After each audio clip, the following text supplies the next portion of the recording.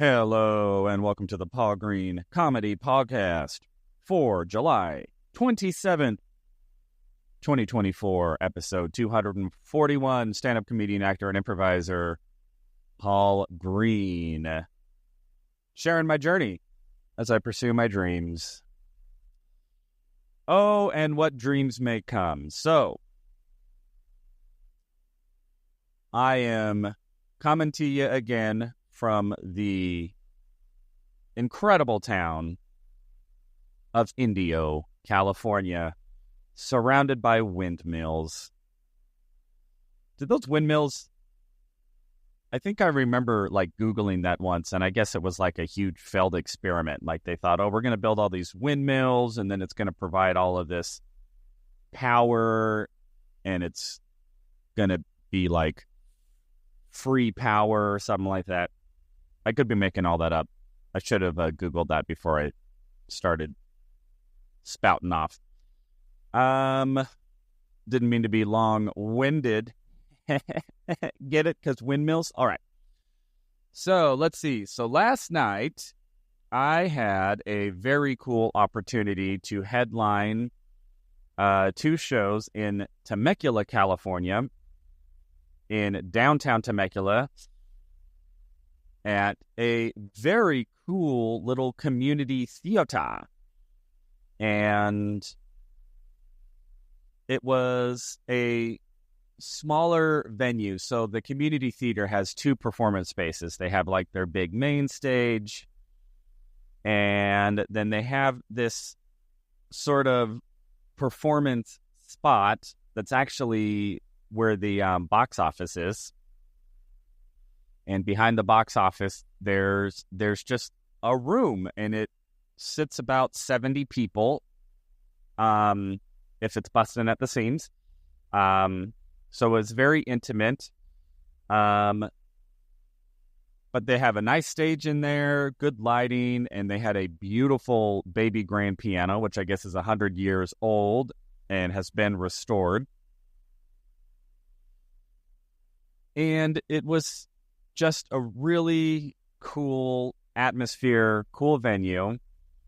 And I was fortunate enough to be asked to headline by the woman who books it, who's a woman I've known for a good 4 or 5 years.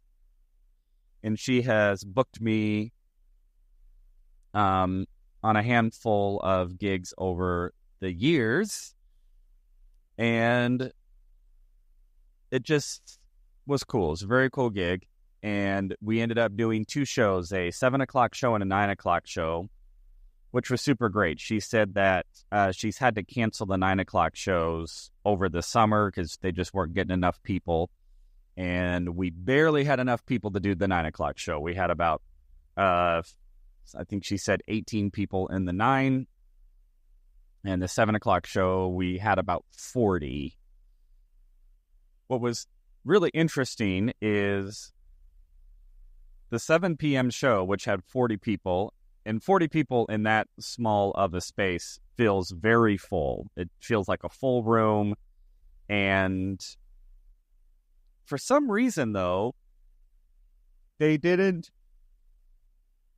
seem as energetic or as engaged. The 9 p.m. show, there was only 18 people, and it felt like 18 people. Even in that small of a space, 18 people, it's a little sparse. It feels a little empty, and that can sometimes be a challenge as a comedian when there's just not a lot of people. It's easy to maybe get in your head. It's a lot easier for things to go real bad real fast, because if you lose even a small portion of your audience, you're done.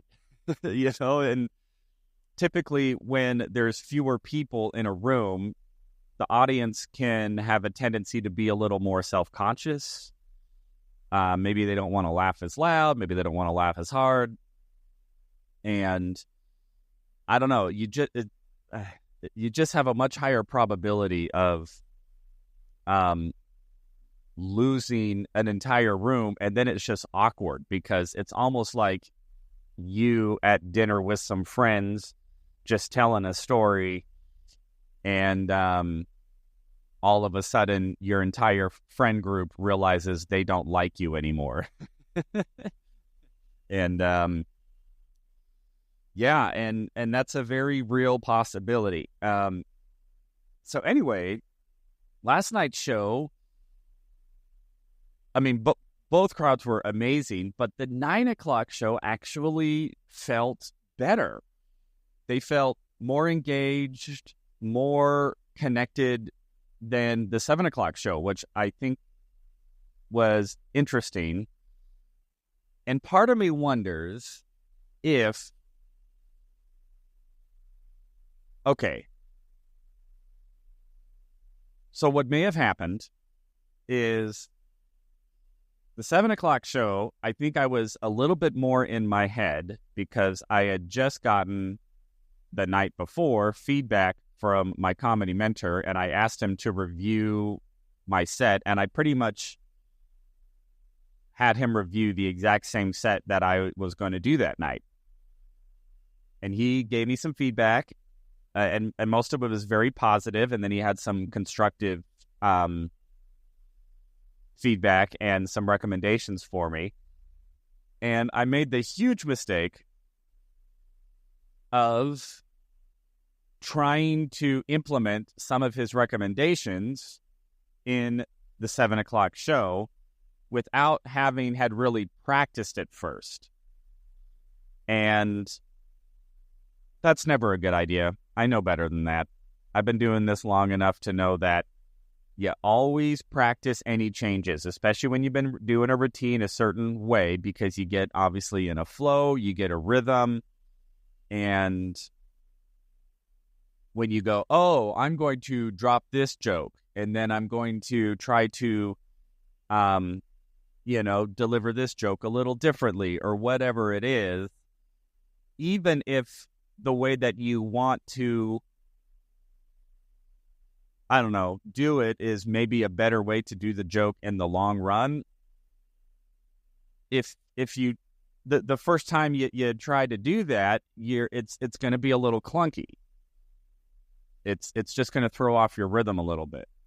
And so I think there were a couple of times where, like, I distinctly remember I dropped one of my jokes. It was a quick joke, though. I mean, it's like a 15-second tag almost. It's almost a throwaway.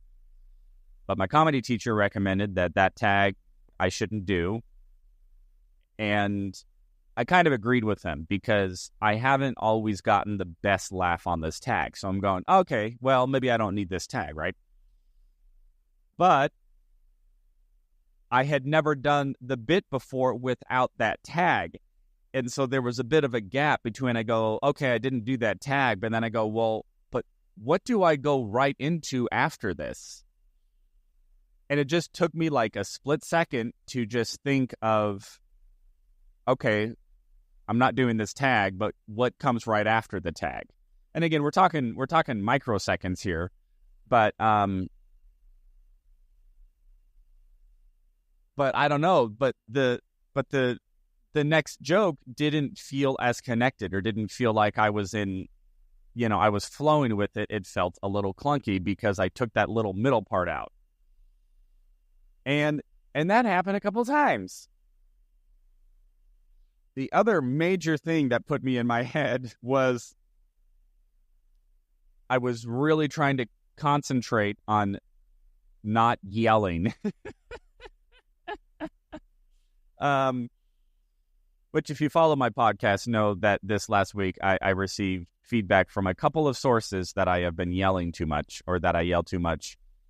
And there's some validity to that. I had to own that and go like, okay, so there's a couple of bits that I do that I get very animated and I get very passionate, and by the end I'm pretty much yelling. And so last night I was going, okay, can I mimic the passion? Can I mimic the intensity and not yell? Not get to the point to where I'm just, blowing the lid off the place. And I did. It went okay, but it didn't go as well. But again, I don't think it's because the yelling is necessary. I just think it's because I have never not yelled. And so I haven't found a way to emotionally attach to the material in a way that's still authentic. But I don't know, but still allows me to get to the same emotional truth without yelling. So I don't know. So there were just a couple of parts of my act that seem a little bit clunky, and I didn't quite seem to have the audience with me. And the other comedian that said that the audience was a little withdrawn. I don't know. I am a huge proponent that 98% of the time, if the audience isn't with you, it's on you. Now, there are a couple times when, an audience is maybe just more reserved, or sometimes they're downright bad. I don't think that was the case in the 7. I think it was a good audience, and we had a great time. I mean, overall, the show went really well. I'm being very nuanced here. But it just was a little clunky. The 9 o'clock show, I didn't feel that at all. I felt very connected to them. I pretty much just did the routine the way I've always done it. I added back in the stuff that I had removed, but I was still conscious of trying to deliver, especially the bits where I know that I just start blowing the lid off the place, and seeing if I could do them without getting super loud and super yelling at the audience. And with the small crowd, I'm like, this is a perfect opportunity because this is a very intimate crowd. And if we were at dinner and I was telling these jokes, I don't think I would be yelling that much. And so it was a good test. I think I did well. I did a good job of pulling back a couple of the parts to where I would just get really, really loud. And just pulled them back to where I was still as passionate. I was still as emotionally connected to what I was saying, but I was really seeking to be a lot less loud. And that was a good test. And I think the 9 o'clock show went really, really well. I think I got the best of both worlds. And, I still got a lot of work to do. But last night was a really great experience, super fun shows. I had such a great time. Super grateful to Melissa who booked me. And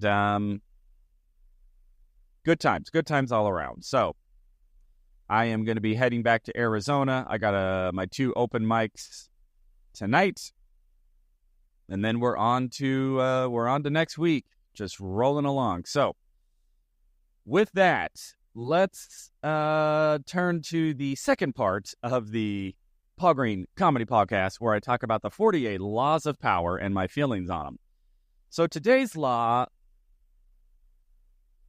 I don't even know how to really apply this one. The law is be the perfect courtier.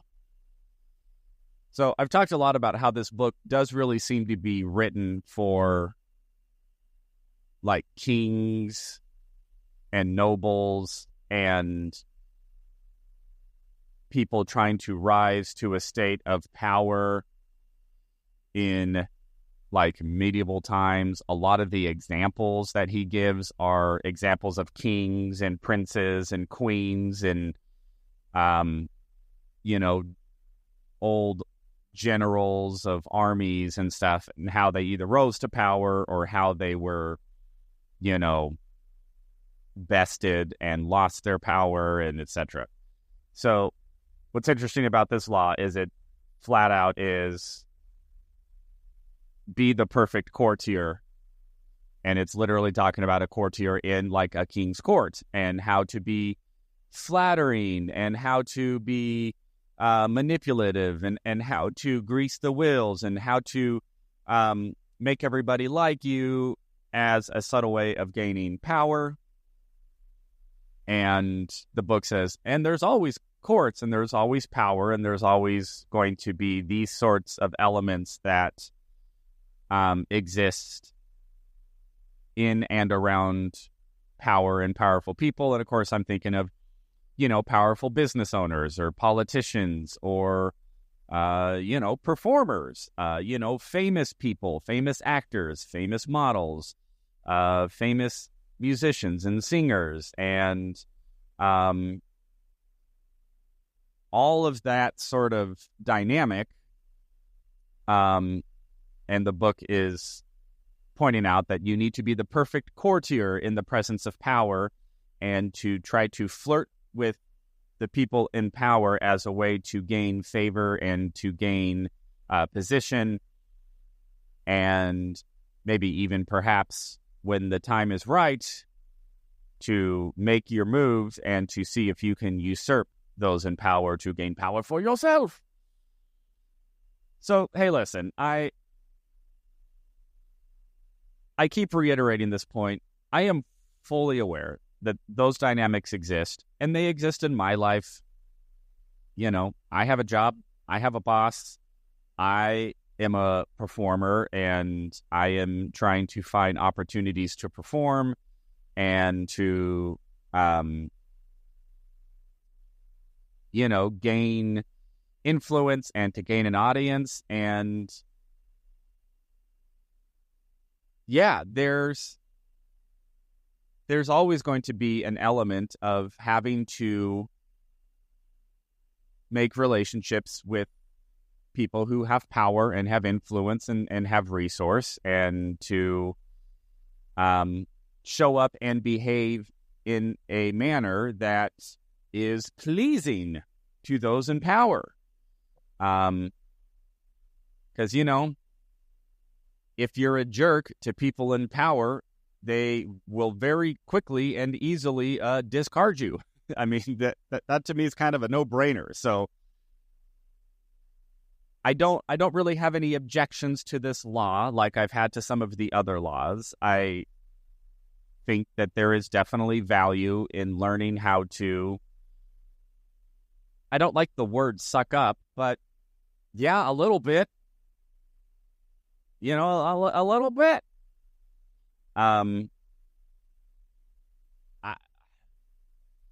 Do I wish that wasn't true? I don't even know if I can say that. When it comes to this law, I'm just going, yeah, touche. You're right. It's like, as a stand-up comedian, when you're trying to make it, you're constantly having to try to get booked on shows. And if you want to get booked on shows, there's a booker. And that booker, any comedy booker in the world, already has more comedians than they can possibly ever imagine pining for their attention to try to get stage time.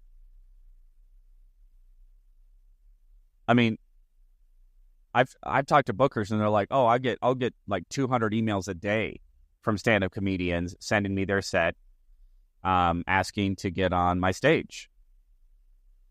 I've booked shows, like small shows, like I've never really booked anything major, but I remember once I was booking like this kind of indie show, and I had like a couple of like 5-minute spots, and I just put something on Instagram saying, "Hey, comedians, looking for some stand-up comics." It's like a 5-minute spot. I don't even think it paid anything. If it paid at all, it was like maybe $20 or something like that. I don't remember a lot of the details of this gig. I just remember putting this Instagram out, and my gosh, I just started getting DM after DM, comics, sending me clips. And most of these clips were so bad. It's just going, wait, this is the best video you have of you doing comedy, and you think that this is impressive enough that a booker is going to look at that and go like, oh yeah, I need that comedian on this show. My gosh. I mean, this one comic sent me a clip where he starts the show and he comes out and he starts kind of doing crowd work, but he's not even really doing crowd work. He was just like, hey, what's going on? Hey, you guys doing well? Hey, you guys look like you're a couple. Cool. And I was going like, and nobody's laughing and nobody's engaged. And he like didn't even have any jokes. I'm going, what is going through your mind that you would think that this is something that I would book? I don't know. So, so yeah, people in power, they usually have far more people wanting something from them, and they have, whatever limitation to what it is that they can give. And it would probably serve you well to show up and to be genuine and to be helpful and to not be a jerk. Like, hey, I'm all for not being a jerk in the first place. How about just not be a jerk in general? But I don't know. Being the perfect courtier, yes. If you're in the presence of power, it might serve you to be somebody who is easy to get along with and helpful, and you show up with a certain attitude, you show up with a certain gratitude. Just anybody who gives you an opportunity, showing up with as much gratitude and appreciation as you can, showing up being as helpful as you can. I can't tell you how many times I've done shows and I'll show up and I'll help put chairs away, I'll help clean up, I'll take out the trash as the performer. And why do I do that? Because I am fully aware that any given booker of any given show does not need me. For the most part, I know that they have an inbox full of 200 comics who would pine and crawl and gouge eyes out to try to get stage time. And the fact that I have stage time, yeah, you better believe I'm going to show up as best as I possibly can. Not only just as a comedian, yes, be a good comedian, but also be as helpful and as grateful and as resourceful as a person as you can, and try to be of service and help, and be like a good person and all of that stuff. And which, by the way, I think is a good way to show up all the time, even to people who are not in power. I always try to be kind and courteous and helpful to, and very grateful to, the dude at the drive-thru and the teller at the bank or the janitor at my gym.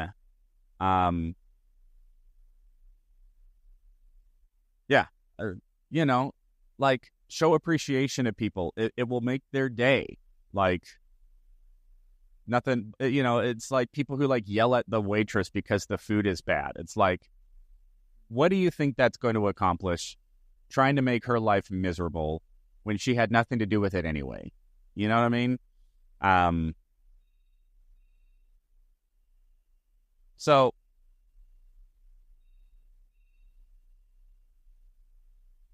anyway, I am just a big fan.